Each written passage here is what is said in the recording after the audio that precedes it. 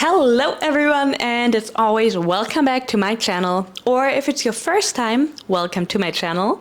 My name is Marlene and I talk about eating disorder recovery and everything related to healing the relationship with your own body, with food, and with movement. And today we want to talk about the uncomfortable truth that I had to overcome in my recovery. And I want to share those with you so that you understand that what you're going through is normal, but also that some of those points are really, really important to navigate and to overcome, because otherwise there's a chance that you won't fully recover.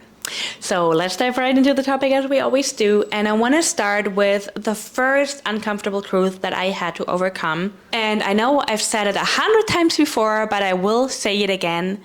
You cannot think yourself out of an eating disorder. You cannot think yourself into recovery. You have to do it. And this was something that I've mentioned before. For years and years, I would listen to recovery podcasts. I would follow recovery people on Instagram. I would watch recovery videos. And I just was waiting for the one point to, change my mind. And I was just trying to think myself out of my eating disorder, or trying to think myself into being ready to start recovery, which of course never worked. That point never came. I really had to do it. I also, for a long time, hoped that I could just recover without gaining weight, or at least without gaining too much weight. So at one point I came to the point where I was like, okay, well, I will probably have to gain some weight because I'm really heavily underweight, but I still hoped for a very long time that I could just go to a certain weight and then never go above that weight. And very quickly I actually found out that this was not the case for me, that my body just had other plans, that my body just needed to overshoot a very big amount, and that I had to come to terms with that, and that I still had to keep going. So this is another one that I just personally had to learn to accept. I couldn't hold on to, my goal weight in my head. I had to let my body take the lead. The next one, and I want you to really listen to this one.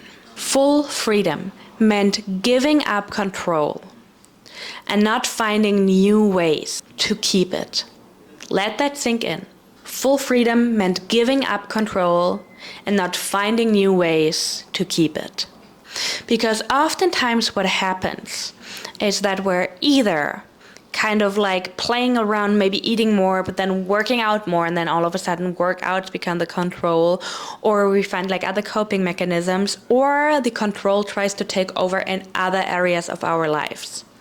And this is something that is just really important, because in order to gain full freedom, you want to learn to give up that control. I always say it's important to regain a healthy control, which it is, but that means not finding other ways to keep the control in your life. And especially, of course, now when it comes to your body, again, this is one of the things, one of the reasons why I'm always critical of people who claim to recover in the gym, meaning, oh, I can eat a lot now because I'm going to the gym every day, and this is why I allow myself to eat, because in the end it's just like another way of suppressing your weight and of trying to control your weight, and again, another way of trying to keep control instead of giving it up. The next one, and this was a hard, do you say that? A hard pill to swallow? Oh my God. This was hard for me to realize. People around you will always engage in diet culture. And I used to get so mad about, or at certain family members, at certain people around me, for bringing up diets, for bringing up weight loss, for bringing up, or for saying comments like, oh, now we have to watch what we're eating the next week because we ate so much today. I was extremely mad. And to be honest, I still get upset about it, because it's just, excuse my French, bullshit. But I really had to come to the point where I realized I will never ever be able to escape that topic in the world that we live in. So I might as well just work on my own relationship to it, so that I am firm enough in my beliefs and that it won't bother me. I live in Los Angeles, one of the most superficial cities in the world.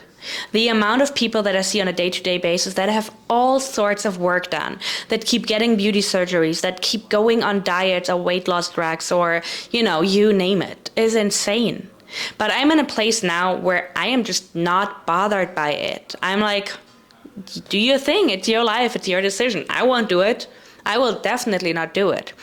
And of course, it took me a long time to get there. But again, asking people to stop talking about the topic, unfortunately, won't always work. Now, I will say, if those people are really close to you, like family members, close friends, and I needed a therapist to tell me that, it's okay to expect them to be careful with what they say. Because as my therapist back in the day told me, you would also, if there would be somebody recovering from an addiction, you wouldn't hold the drug under the nose and say like, oh my God, this is so good. And unfortunately, some people don't really understand it because they don't understand that eating disorders are literally addictions too. But it's okay to set boundaries and to hope that people accept them. But unfortunately, you can never fully control that. And even if the people in your closest surroundings are really careful with that, you will always be facing some kind of diet culture because unfortunately, it's the society we live in. I've seen it a lot at doctors' offices, like way more than I like. It's actually, doctors' offices to me are actually the worst when it comes to that. I've seen it a lot online, in commercials, in day-to-day conversations, you name it. So, of course, I could go way deeper into the topic and into like strategies, how to work with that. And I do that with my clients all the time. But this is just one truth I really had to realize. Unfortunately, there will always be people that will talk about this. But now I'm at a point where I'm just like, I don't care. And I was also at a point in my recovery where I even became a little bit rebellious. And I was like, trying to do the opposite and like rebelling against that because it like made me so annoyed and made me so mad. The next one was something that I just experienced in recovery and I just had to learn it the hard way. And that is recovery is not linear. In the beginning, I had a short phase where I was like really excited and I was kind of in the honeymoon phase.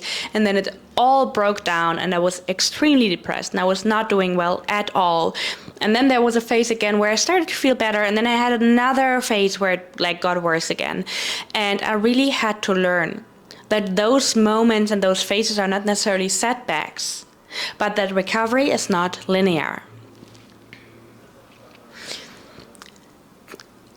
Setbacks don't mean failure. They don't mean that you have to start all over again. They are part of recovery. And if I look at my personal recovery, and if I look at a lot of the recoveries of people that I'm working with, it's oftentimes going like this, up and down, but over time it's going up. And this is what matters, and this is what counts. And I know how frustrating it can be and how hard it can be to stay motivated and to stay on top of it in that moment.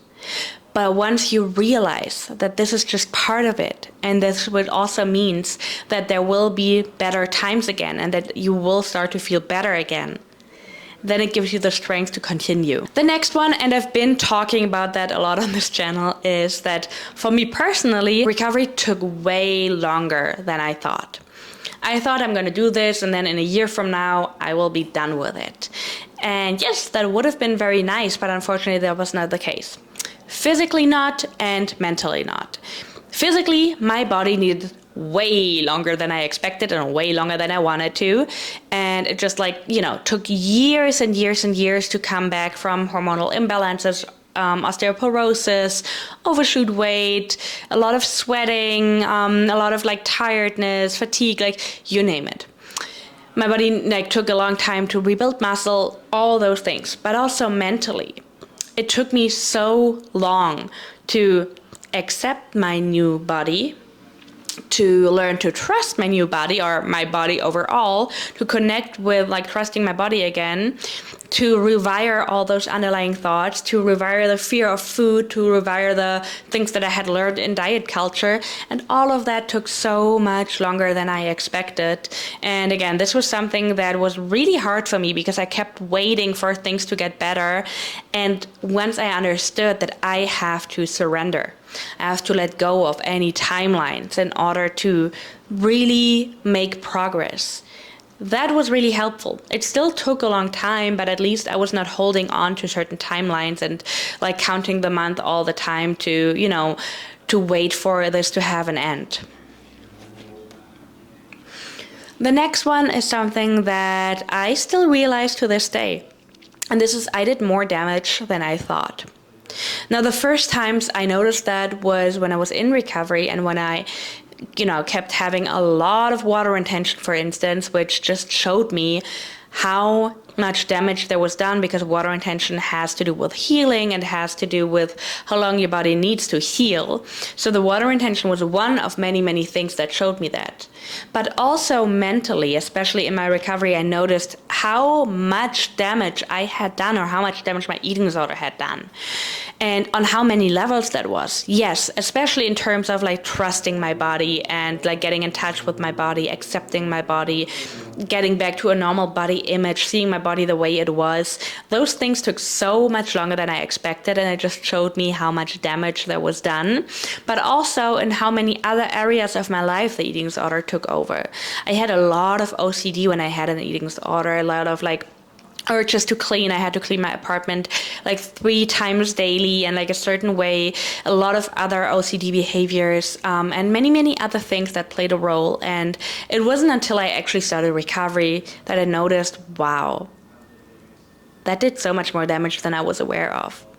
And then also physically, I recently made a video explaining why I took a little break from YouTube and from Instagram too. And I might still have some issues that could or could not be related to, late consequences of my eating disorder. And I might come over new issues in the future. I really don't hope so, and I'm doing everything to keep my body healthy and nourished and rested, but there might be some things that I don't even know about yet, or I might be lucky and not. But just like realizing how much more damage I had done than I thought was very hard for me. And the reason why I'm putting that in here is not to scare you, but to let you know, if you're still contemplating recovery, this is the right moment to start. Because there will come a moment where you're extremely frustrated and where you're going to be so mad at yourself for damaging your body as much. And I know that it's not your fault, it's not at all. But it's your responsibility to make changes now.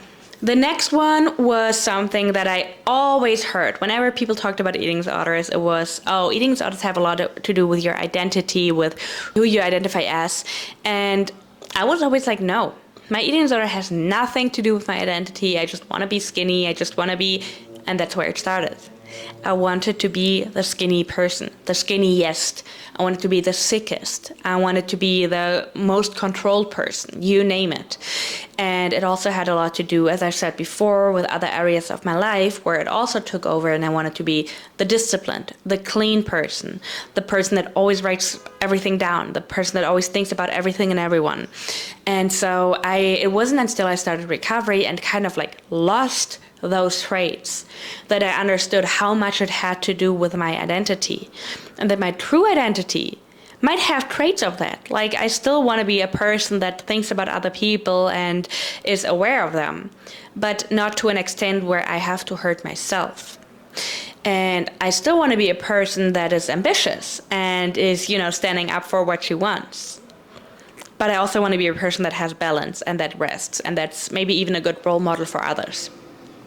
And this is something that, again, can be crucial to understand. Your eating disorder most likely has a lot to do with who you identify as or who you want to be at. And then it's important to understand, well, why do I want to be that person? Because, again, oftentimes it's fear of rejection. It's, wanting to be looked up to, wanting to be accepted, wanting to be loved. And also, who am I really?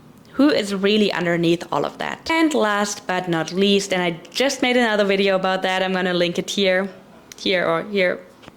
somewhere, and that is, trusting my body felt impossible at first, but it was the mistrust that kept me stuck. So what I mean by that is, in the beginning, I could not trust my body. I was just constantly judging the way my body felt. I was feeling like lazy. I was feeling greedy because I had so much extreme hunger. I felt like I'm just, this is all just an excuse. What if I'm just lazy? What if I'm just greedy? But in the end, those were the things that kept me stuck, because it wasn't until I let go and until I started to really acknowledge that I have to trust this right now. I have to trust this process in order to get through. So as always, guys, I really hope this video helped you. Let me know in the comments if any of those truths hit with you, if you had to realize them already, or maybe if this video even helped you to realize them. Let me know as always if there's anything else you want me to cover, and I will see you in the next one.